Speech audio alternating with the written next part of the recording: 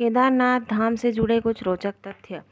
केदारनाथ का सबसे बड़ा रोचक तथ्य व रहस्य यहाँ पर स्थित शिवलिंग है। यह शिवलिंग त्रिकोण के आकार का एक बड़ा पत्थर है, जिसे भगवान शिव के बैल रूपी अवतार का पीठ वाला भाग माना जाता है। यह शिवलिंग मानव निर्मित ना होकर प्राकृतिक है, जो धरती में से प्रकट हुआ था। इस शिवलिंग के निर्माण के पीछे महाभारत के समयकाल की पांडवों व भगवान शिव से जुड़ी कथा प्रचलित है। इसमें महाबली भीम शिव के बैल रूपी अवतार के पीछे वाले भाग को पकड़ लेता है, जिस कारण वह भाग वहीं रह जाता है। बैल के 4 भाग 4 अन्य स्थानों पर प्रकट होते हैं। इन्हीं 5 स्थानों को सम्मिलित रूप से पंच केदार के नाम से जाना जाता है। केदारनाथ पंच केदार में से एक होने के साथ साथ 12 ज्योतिर्लिंगों में भी एक ज्योतिर्लिंग है। दरअसल एक समय में नर व नारायण इस जगह पर भगवान शिव की तपस्या कर रहे थे। उनकी तपस्या से प्रसन्न होकर शिव ने उन दोनों को दर्शन दिए। इसके बाद शिव ने अपने एक रूप को हमेशा इस स्थल पर ज्योतिर्लिंग के रूप में निवास करने का आशीर्वाद दोनों को दिया।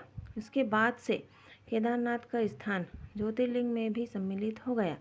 केदारनाथ मंदिर का निर्माण बड़े बड़े पत्थरों, चट्टानों, शिलाखंडों से किया गया है।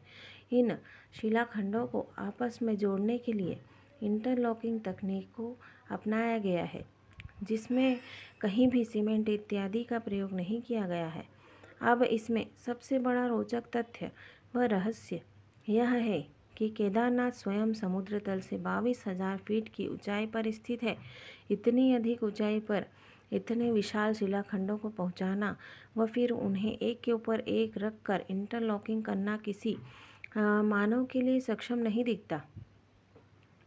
मंदिर निर्माण का यह अद्भुत रूप इसे और रोचक बना देता है।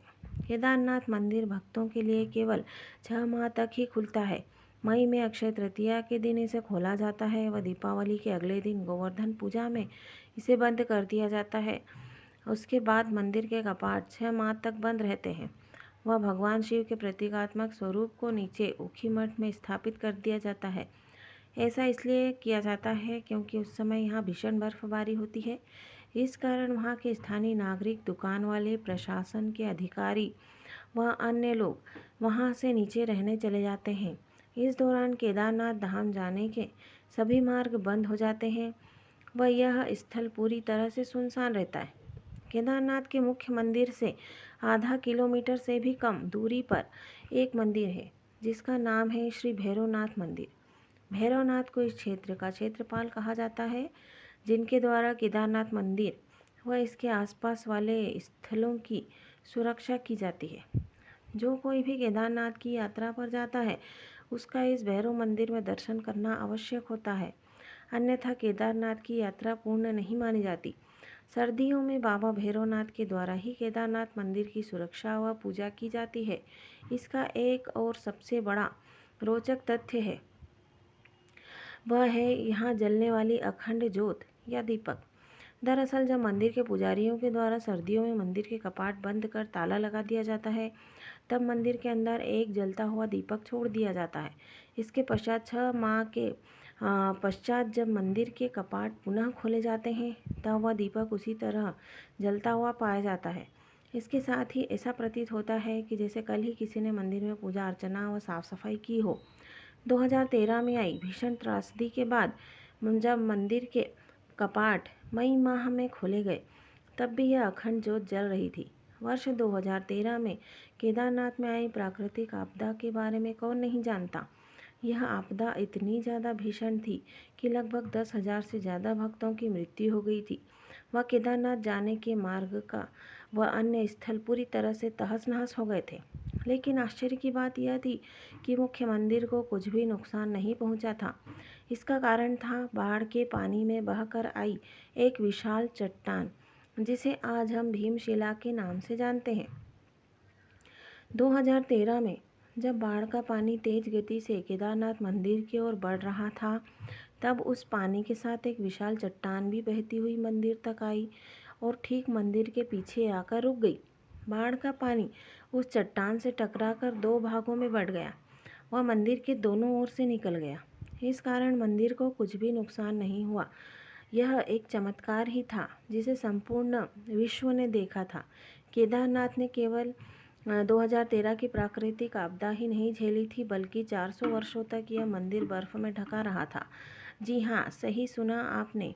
वाडिया इंस्टीट्यूट हिमालय, देहरादून के द्वारा एक शोध किया गया जिसमें बताया गया कि 13वीं शताब्दी से लेकर 17वीं शताब्दी तक इस जगह पर भीषण बर्फबारी हुई थी। उस बर्फबारी में न केवल केदारनाथ मंदिर बल्कि संपूर्ण क्षेत्र बर्फ में दब गया था। तब 400 वर्षों तक केदारनाथ मंदिर पूरी तरह से बर्फ में ढका रहा था। उसके बाद 17वीं शताब्दी में बर्फ हटने के बाद मंदिर पुनः देखने में आया और फिर से यहाँ की यात्रा शुरू कर दी गई। मंदिर की दीवारों पर बर्फ से ढके होने के निशान आज तक देखे जा सकते हैं। केदारनाथ मंदिर से जुड़ा एक और रोचक तथ्य जिससे जुड़ा हुआ है वो यहाँ के पुजारी। सदियों पहले जब भारत की भूमि पर आदि शंकराचार्य ने जन्म लिया था, तब उनके द्वारा केदारनाथ मंदिर का पुनर्निर्माण किया गया था। साथ ही उनकी समाधि भी केदारनाथ मंदिर के पीछे स्थित है। आदि शंकराचार्य के द्वारा केदारनाथ मंदिर की देखभाल व पूजा अर्चना का कार्य कर्नाटक के राज्य के वीरा शैव जंगम समुदाय के ब्राह्मणों को सौंपा गया था। तब से यह परंपरा आज तक चली आ रही है। इसके साथ ही मंदिर के सभी पूजा अनुष्ठान व कार्य कन्नड़ भाषा में ही किए जाते हैं। पुराणों में यह भविष्यवाणी है कि भविष्य में केदारनाथ धाम विलुप्त हो जाएगा।